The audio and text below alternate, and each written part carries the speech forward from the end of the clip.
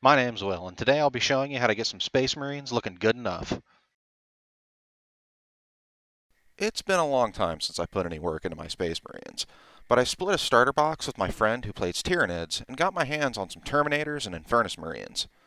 I was particularly interested in the Infernus Marines because I don't have any Flamer or anything in my Space Marine army right now, and they sound like a really fun option to have. So today I'll be working on them. And as a side note, this process is generally the same across my entire Iron Hands army. It's nice and easy and gets dudes on the table fast. First, we start with a black. Any kind of black will work. If you have a black primer laying around, you can use that, even better. I just primed my normal white and then hit it with some black through the airbrush. That alone is about 60% of your base coat done. But plain black armor is kind of boring, so we're going to hit it with a dry brush. I'm going to use Runefang Steel. for this, but any silver will work so long as it's not super bright. And we're just going to hit every part of the model with this dry brush.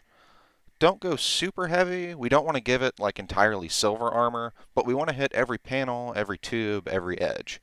It might look a bit weird at first, but this will all be tied together later. After the dry brush, I'm going to take some lead belcher and block in some details. This will be all the joints, behind the knees, and the nooks of the elbows. I also use this color for the chest aquila, parts of the gun, helmet tubes, and vents on the power pack. Basically, anything that's going to be just a metal color. From there, I move on to the gun. Traditionally, Iron Hands have a white gun casing, but white is hard and I'm lazy, so I use a light gray for mine. It's light enough to still pop, and I don't have to deal with the terrible coverage of white paint. The fuel can gets a nice coat of Mephiston red, along with some lead belcher for the skull and the rigging. For the muzzle of the flamer part, we hit it with some Hasshut copper. This looks a little weird on its own, but later on we'll do some stuff to really make the flamer pop. Oh, and I also went on and made sure to paint the left hand of everyone in the squad with some lead belcher too. Iron Hands are all about their cybernetics, and as a part of their initiation, they remove their organic left hand and replace it with a robot one. So I always make sure to paint the left hand in a metal color. We're going to give it some highlights later. Alright, that's it for all the base coats. Now we're going to hit it with magic in a jar. Nuln oil. We're just going to slather this guy in it. You don't want it to pool on the model, but you want to make sure to hit every surface with this and get it into every nook and cranny. If you're apprehensive about the dry brush before, you should kind of get it now. The wash really dulls it down and kind of unifies the overall color scheme. Generally, I don't do a lot of highlighting, but since the base coats were so easy and fast, I actually do a bit on my Marines. I take some Stormhost Silver and do a light layer over the Aquila and the left hand. This makes them incredibly bright and they really stand out. Speaking of things we want to stand out, how about this flamer? I want to give it that exhaust tip kind of look with some purple and blue fades. Using these colors, I do that. Starting at the tip and working my way down. So with Talisar Blue, I go over the tip. This is kind of the darkest color, and we want to work our way out from there. Then, not quite halfway down, I hit it with some Drakenhof Nightshade. I'm not sure if this would be considered wet blending since I'm just kind of overlapping them a bit, but all of these were applied when the other was still wet. About a third of the way down, I hit it with some Magos Purple and try to kind of fade that into the previous layer so they kind of mix together a little bit. And at the end, we hit it with some Fulgen Orange to really bring out the base color of that heat shield to contrast with the burnt end. Now I'll show you how I do purity seals. I take Ushabti Bone and hit the scroll work, and whatever bright red I have laying around, I do the wax seal. Right now that's Evil Sun Scarlet.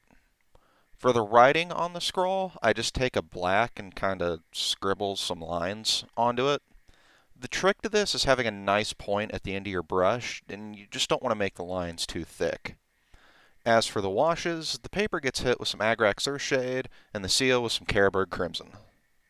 Decals are all about prep work, as I've said in my other videos. To prep the surface, we're going to hit the decal with some gloss varnish to give it a nice flat surface to sit on. This isn't as important if you're just slapping decals on a flat panel like a tank or something, but for marine shoulder pads that are like really curved, this helps a lot. After that's dry, we soak the decal and throw it on the shoulder pad. It's going to look a bit off when you go to smooth it out, but do it as best you can. After it's mostly dry and stuck to the model, we're going to hit it with some decal softener, and this helps a lot. As the name implies, it softens the decal and helps it wrap around the curvature of the shoulder pad. It also helps it flatten out a bit.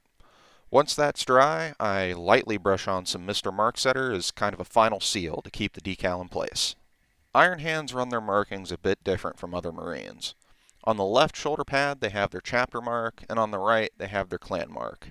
Then on the knee pads, we have the unit type and squad number. This is effectively the opposite of how most Marines do their chapter markings. The bases for my Iron Hands are themed after kind of a dry scrubland. So I have a mix of sand and some bits of grass, and that's what we'll be going for today. For the basing, we're going to go ahead and water down some PVA glue, then dunk it in my bucket of sand. I just make sure the base is fully covered by the sand and make sure to clean up some of the edges. After we have the initial coat of sand on, I hit it with some Seraphim Sepia, then let it dry. Then dry brush the original base color back on top. This gives you a nice kind of two-tone effect. I'm going to be showing off static grass. This is a bag of static grass. It's almost like a tiny hair-sized green plastic shavings. Be careful not to breathe it in, it's going to get everywhere. This is a static grass applicator, a cheap one I got off eBay. Be very careful when loading it. You see that little bit of metal coming out of the end of the wire? Do not touch it. And I'll repeat that. Do not touch it. Your other hand could easily hit the power button and it will shock you really bad and it'll hurt. The whole base won't be in static grass, but it'll have patches. So we're going to trace a small line around the rim. You can use any pattern, but I'm keeping it simple for the video. Then you take the clip, put it on the base, hit the power button, and put the applicator to work. I put a paper towel under my work area when doing this, so I can just put the excess grass back into the bag. As I said, this gets really messy really fast. For the rest of the base, we're going to give it a seal of glue like normal, and also add a tuft of a different style of grass to the base, just for some variety. After all the glue's dry, we just hit it with a top coat and call it done. So yeah, that's how I do my Iron Hand Space Marines. It's really simple and easy to the point where I have time to pick out a lot of details and go that little extra mile. The black armor and bright silver really contrast each other, along with a lot of the lighter colors on the base. I also really like how the flamer turned out for these guys. Thanks for watching. Like and subscribe if you want to see more.